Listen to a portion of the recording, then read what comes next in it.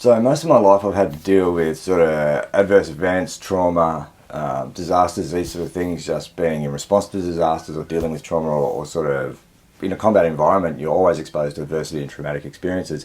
So my ability to be resilient or demonstrate mental strength within those environments has not really come down to a single trait. So most of the people in those environments share a number of traits. We'll have similar traits that we have that are allowing us to be resilient, but just having those traits is not enough. So within those environments, there's going to be periods where I need to understand what's going on so I can understand what type of strategy or how do I need to apply the traits that I have to be resilient or have mental strength. So if we think about I'm going into combat and someone gets shot, I have to understand how to deal with my emotions in that specific scenario. I know have to be able to continue on with the task and not be distracted by any sort of negative emotion I have towards the fact that one of my mates is down, and be able to continue so I can solve that task. Because if I focus on that and I let the negative emotion overwhelm me, then I'm not going to be able to conduct my task, and then we're going to end up with much bigger problems than just one individual who needs attention.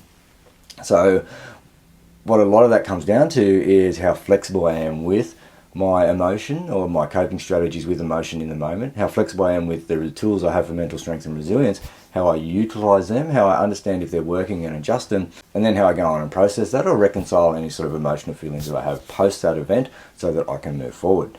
And this has kind of been shown in a lot of stuff that they've looked at in other circumstances. When we talk about resilience and mental strength, quite often people talk or think about specific tools or specific strategies to increase their resilience or improve their mental strength. But when you look at the amount of tools and strategies that are coming through in the science compared to the increases in mental health, there's no relationship between the amount of tools that we now have available and the impact that's having on our sort of mental strength or resilience.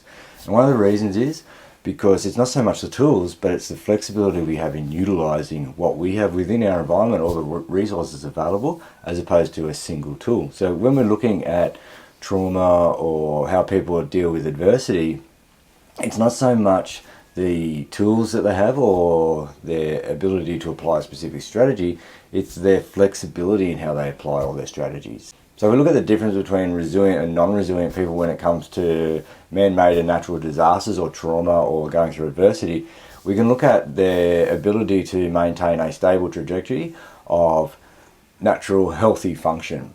So when we look at it through that lens, around 2/3 of the population are able to maintain that healthy function without any issue. They may go through a little bit of negative emotional experiences, but after about a month, they tend to just be able to go on with their normal lifestyle. And this has been shown through a number of large traumatic events. So if we look a little bit deeper into these people, they all demonstrate similar traits. So they all sort of share a number of traits that help them get through these disaster or these traumatic events. But having these traits, however, is not predictive of their ability or an individual ability to get through trauma. So having the traits is not enough.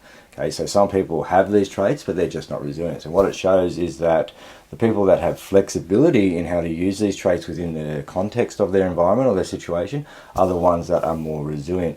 And it's things like their ability to understand the context of the situation, so their context sensitivity to understand what's going on, the repertoire of skills that they have available to them, so what they can apply, how big their toolbox is of tools that they can use in those situations that they've identified, and their ability to maintain their progress, understand how they're going and adjust. So the ability to sort of test and adjust how they're applying those skills. So when we can understand what's going on, understand the skill to use or the tool to use, and then see if it's working or not, we can use a little bit of flexibility to maintain our sort of stable trajectory or healthy function.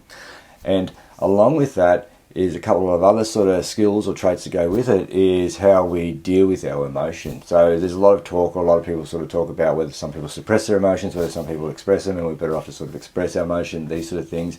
But when they look at it, there's no difference between an individual who might suppress all their emotion and an individual who suppresses or expresses all their emotion.